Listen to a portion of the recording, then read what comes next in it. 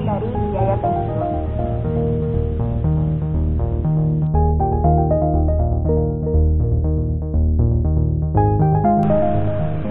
Komponen dari pensiun cost ini ada 3. Yang pertama ada service cost, yang kedua ada net interest, dan yang ketiga ada remission. Nah, untuk yang pertama service cost. Di sini dibagi menjadi 2. Yang pertama ada current service cost dan ada past service cost. Untuk current service cost, kita mencatat perubahan dari nilai defined benefit obligation atas jasa pegawai pada tahun berjalan. Sedangkan untuk past service cost, kita mencatat perubahan fair value dari defined benefit obligation atas jasa pegawai yang terjadi pada tahun sebelumnya, dan biasanya terjadi karena ada perubahan rencana dari pensiun tersebut. Untuk melakukan penyesuaian past service cost, kita catat dengan menyesuaikan nilai akhir tahun sebelumnya.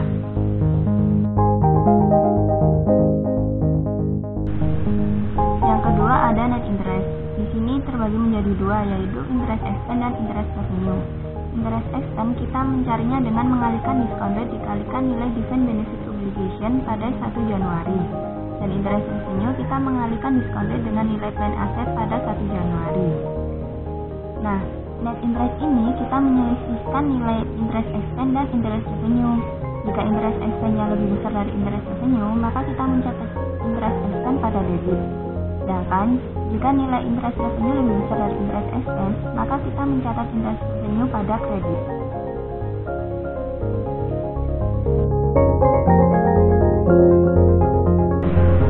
Yang ketiga ada remeasurement.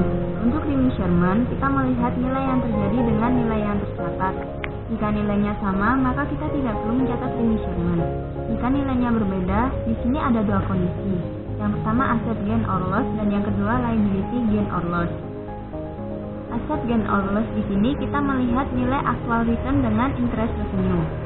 Kita mencatat gain ketika actual return-nya lebih besar daripada interest revenue, dan kita mencatat loss ketika actual return-nya lebih kecil daripada interest revenue. Untuk liability gain or loss, di sini kita melihat nilai asumsi aktuaria dengan total defined benefit obligation yang kita catat. Kita mencatat gain ketika asumsi aktuaria lebih kecil daripada total defined benefit obligation, dan kita mencatat loss ketika asumsi aktuaria lebih besar dari total defined benefit obligation. Yang terakhir, penyajian. Kita menyajikan komponen dari biaya pensiun dalam statement of comprehensive income.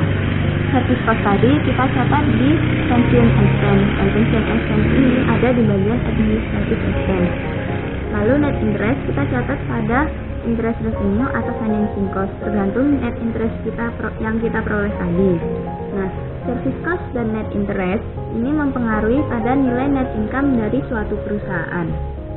Lalu yang untuk remeasurement kita mencatatnya dalam other comprehensive income, dan nantinya nilainya akan mempengaruhi nilai comprehensive income suatu perusahaan.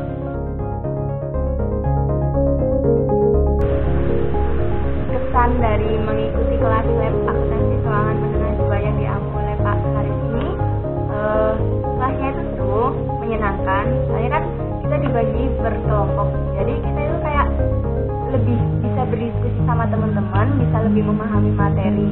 Belum lagi sama Pak Haris itu dikasih soal-soal, jadi kita bisa latihan dari soal-soal tersebut. Pesan untuk Pak Haris, terima kasih Pak atas ilmu yang Bapak berikan pada kami selama 1 semester ini. Semoga ilmunya bermanfaat dan semoga cita-cita Bapak dapat tercapai. Terima kasih.